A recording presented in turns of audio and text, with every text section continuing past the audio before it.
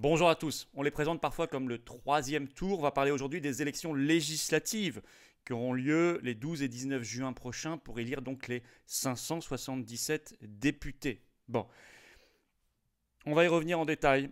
Ce sera probablement pas la seule vidéo sur le sujet, ce ne sera pas exhaustif. C'est important et notamment vous avez cette annonce très importante, très inédite dans le milieu souverainiste, l'annonce de l'Union pour la France ce vendredi évidemment 29 avril.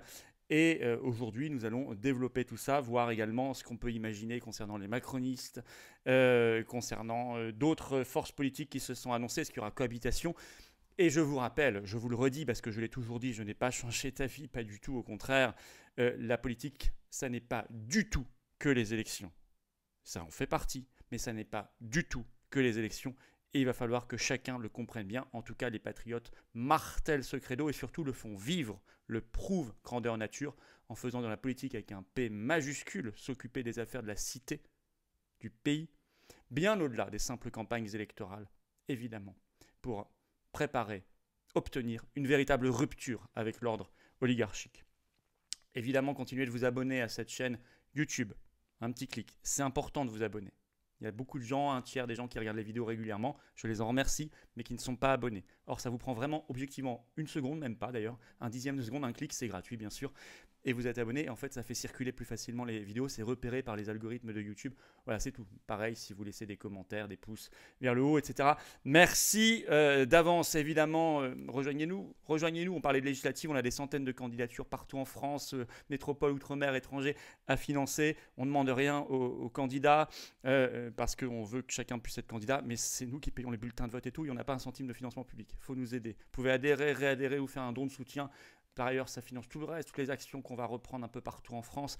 Et puis plus on est nombreux dans une famille, le plus grand mouvement souverainiste de France, plus on est efficace. Moins on se sent seul, moins on se sent déprimé, plus on sait qu'on agit vraiment. Le lien pour adhérer ou réadhérer au Patriote est sous la vidéo en description, également en premier commentaire épinglé, et également en fin de vidéo en cliquant là ou là sur l'écran. Sous la vidéo en description, vous trouverez un autre lien juste en dessous pour faire un don de soutien aux Patriotes. Donc les 3 adhésions et adhésions dons sont défiscalisés aux 2 tiers pour vous. Bienvenue aux nouveaux Patriotes résistants, bienvenue dans la famille, bravo aux réadhérents, aux donateurs qui vont aider à tout cela. Parlons législative, on en reparlera. Donc, oui, les élections ne sont pas tout. Vous savez, j'ai retrouvé un tweet que j'avais mis le 20 novembre 2021. Je vous le cite. Plus je pense à 2022, plus je pense que l'élection présidentielle sera, avec du recul, un événement anecdotique. Écoutez, vu le résultat, j'ai toujours pensé qu'au même moment, le rachat de Twitter par Elon Musk était finalement un événement plus important, parce que pour la première fois, il y avait une rupture historique. On allait vers plus de liberté, non plus vers plus de censure. Mais ça signifie, ce que je voulais dire par ce tweet qui s'est concrétisé, parce que c'est la poursuite qui a été validée par le système, eh bien, c'est qu'on ne peut pas tout miser sur les élections.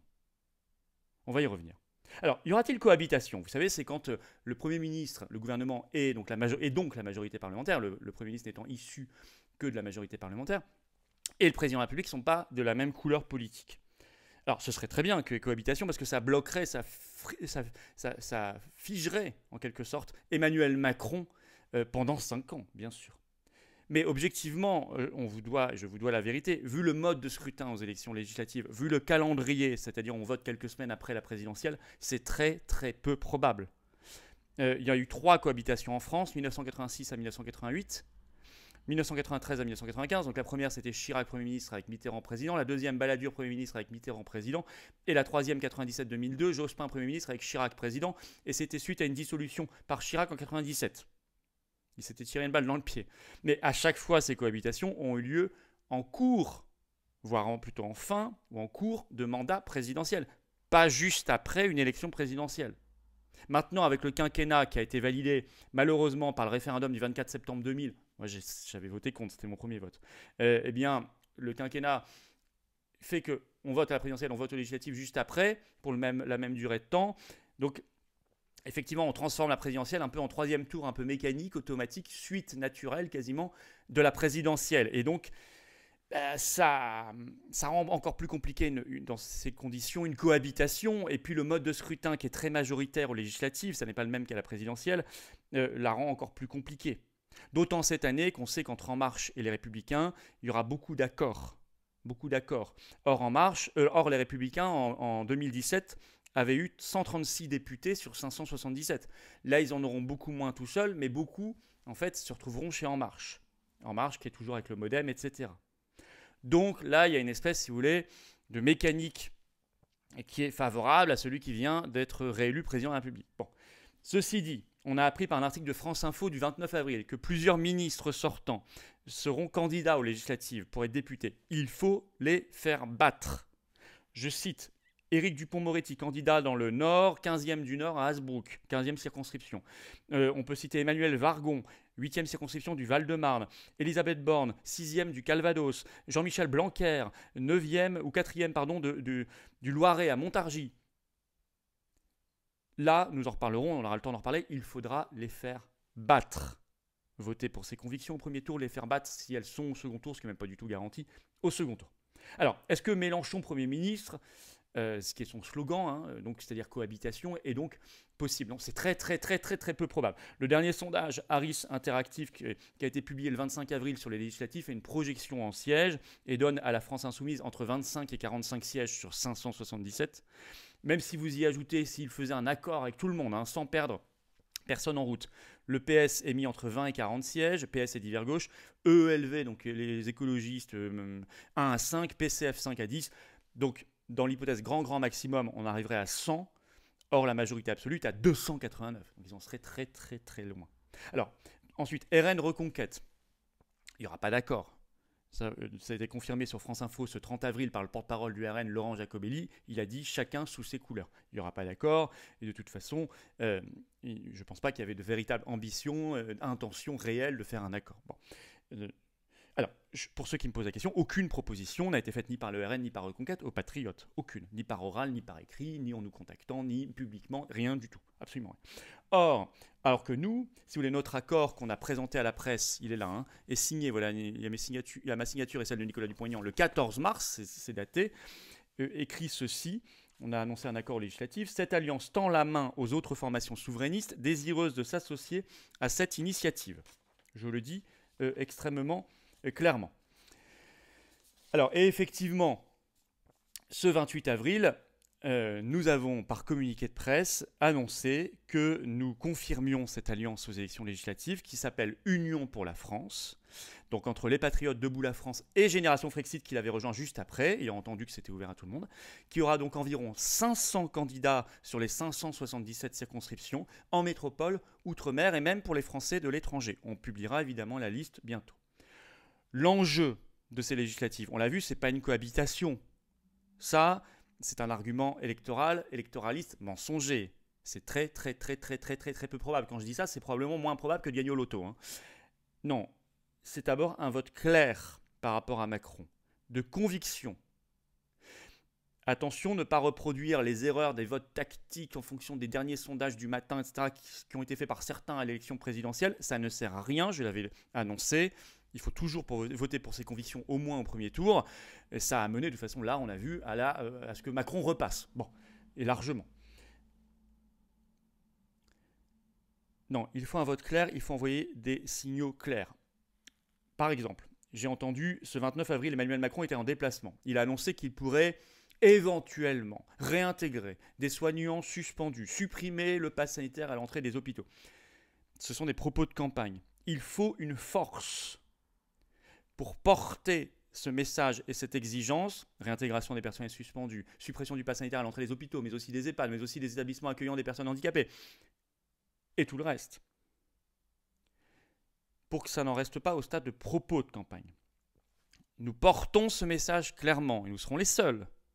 Nous portons, nos candidats patriotes portent clairement l'idée de Frexit, pour pouvoir mener des politiques au service des Français en tout domaine, réindustrialisation, politique de sécurité, politique de gestion des frontières, politique commerciale, politique monétaire, politique des salaires, politique des services publics, politique de l'énergie.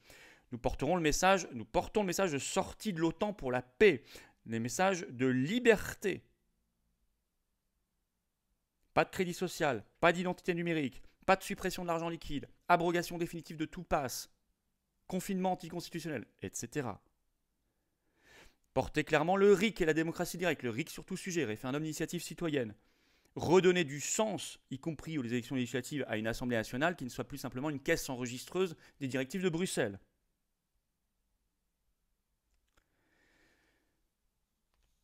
Voilà ce que nous porterons.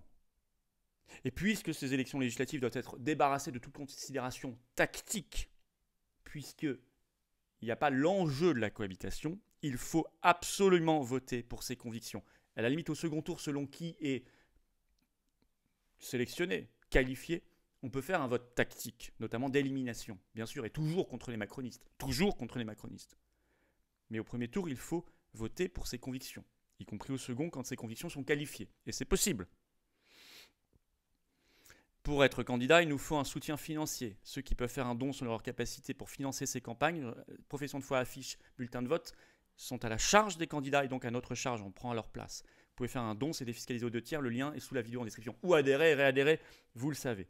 Je compte sur vous, ceux qui peuvent, faites-le. Faites-le. C'est la première fois que les souverainistes arrivent à dépasser les guerres d'ego et les querelles internes inutiles. Et ça doit être récompensé, ça doit être encouragé. Le but, je vais vous dire, c'est un quinquennat macroniste qui ne dure pas 5 ans, qu'il soit forcé de jeter l'éponge, de partir, parce qu'il est bien plus affaibli qu'en 2017. Le deuxième but, c'est que je ne me place pas du tout simplement dans le champ électoral. Se placer uniquement dans le champ électoral, croire que toute la politique se fait 3 semaines, 3 mois avant un vote lors d'une campagne électorale, c'est un énorme problème, c'est une faute. Gros problème révélé, confirmé par la présidentielle. Ça ne mène à rien. Il faut faire de la formation permanente. Il faut occuper le terrain tout le temps. Nous reprendrons le terrain, on a laissé un peu de répit, nous reprendrons le terrain physiquement. Il faut faire de la formation sur les enjeux, sur la doctrine. Pendant les campagnes électorales, mais aussi bien avant et bien après. Et ne jamais se laisser décourager. Et ne jamais se laisser diviser. Voilà ma première analyse de ces élections législatives et notre analyse politique, avec un P majuscule aussi, au sens large. Eh bien, abonnez-vous à cette chaîne YouTube. Un petit clic maintenant. Profitez-en pour appuyer sur la petite cloche. Comme ça, vous recevrez les notifications des futures vidéos. Plus vous êtes abonné, plus les vidéos circulent, réinforment. Venez aux Patriotes ou aidez-nous, pour les législatives notamment. Je l'ai dit, les liens pour adhérer, réadhérer et l'autre lien pour faire un don sont sous la vidéo en description. Également, le lien pour adhérer en commentaire épinglé et ici, là, en cliquant directement sur l'écran. Et vous serez tout de suite dans une très très belle et grande aventure pour la France, les libertés et l'avenir. Et les générations qui viennent, nos enfants. Allez, bravo aux donateurs et adhérents, bienvenue aux nouveaux patriotes. Vive la France!